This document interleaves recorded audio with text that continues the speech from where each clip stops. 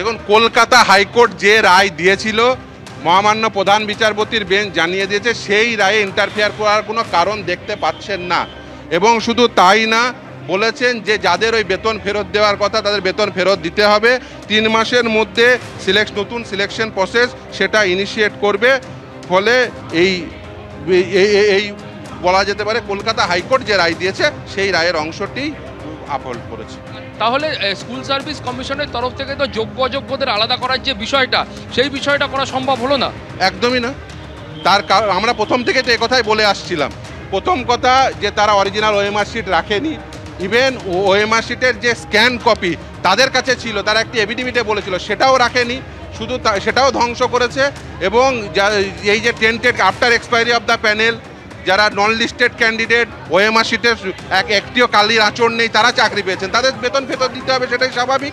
ফলে যারা চিহ্নিত টেন্টেড তাদের বেতন ফেরত দিতে হবে। পুরো সিলেকশন প্রসেস বাতিল। 3 মাসের মধ্যে সিলেকশন প্রসেস কন্ডাক্ট করতে হবে এবং সেখানে তারা পার্টিসিপেট করে যারা যোগ্য হবেন তারা চাকরি পাবেন। এক্ষেত্রে বয়সের কোনো ছাড় কি দেওয়া হয়েছে? একদম সেটাই আমি শুনেছি, যদিও জাজমেন্টের অংশটি এখনো পর্যন্ত আপলোড হয়নি।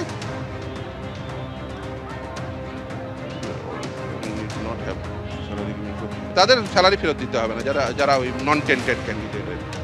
অর্থাৎ বুঝতে পারছো যে গোটা যে প্রক্রিয়াটা ছিল, যে নিয়োগ প্রক্রিয়াটা 2016 সালের ছিল, সেই নিয়োগ প্রক্রিয়া সম্পূর্ণটা বাতিল করা হয়েছে এবং কলকাতা হাইকোর্টের তরফ থেকে যে নির্দেশ দেওয়া হয়েছে সেই নির্দেশই কিন্তু বহাল রাখা হয়েছে।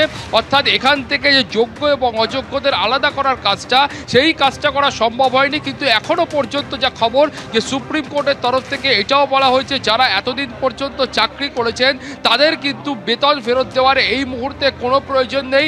এবং 3 মাসের মধ্যে এই যে গোটা সিলেকশন প্রসেস বা নিয়োগ প্রক্রিয়া, সিলেকশন প্রসেসটা আবারও নতুন করে কন্ডাক্ট করতে হবে।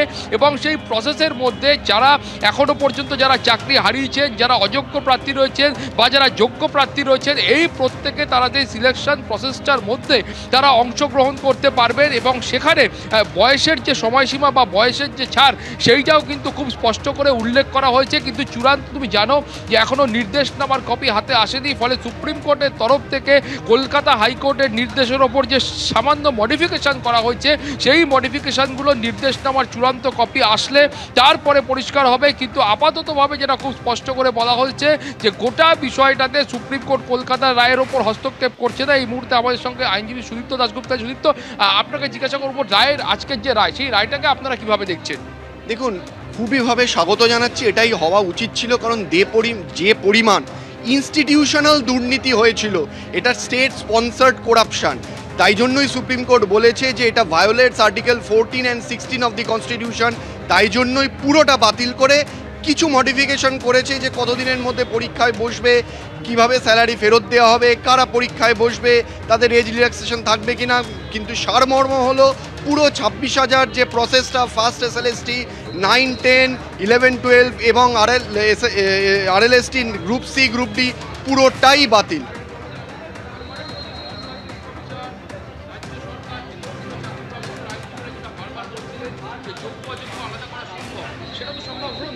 দেখুন, যোগ্য অযোগ্য আলাদা করা এই জন্যই সম্ভব হলো না, কারণ সুপ্রিম কোর্ট পরিষ্কার বলল যে পরিমাণ দুর্নীতি হয়েছে এখান থেকে যোগ্যকে অযোগ্যকে বাছাই করা অসম্ভব।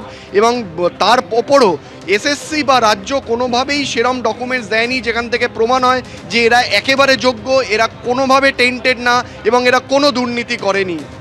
এখন তার মানে যারা যোগ্য এবং অযোগ্য, যারা এই 26,000 ছিল, তাদের প্রত্যেককেই নতুন যে নিয়োগ প্রক্রিয়া, আবার যে পরীক্ষা, সেই পরীক্ষায় অংশগ্রহণ করতে হবে। যতটা শুনেছি, আবারও বলছি, আমি যতটা শুনেছি, যারা শুধুমাত্র আপাতত যারা দেখা গেছে যারা যোগ্য, টেন্টেড না, তারাই নতুন পরীক্ষায় বসতে পারবে। যারা টেন্টেড তারা এই নতুন পরীক্ষায় বসতে পারবে না, যেটা আমি শুনেছি। তবে জাজমেন্ট আসলে পুরোটা বোঝা যাবে।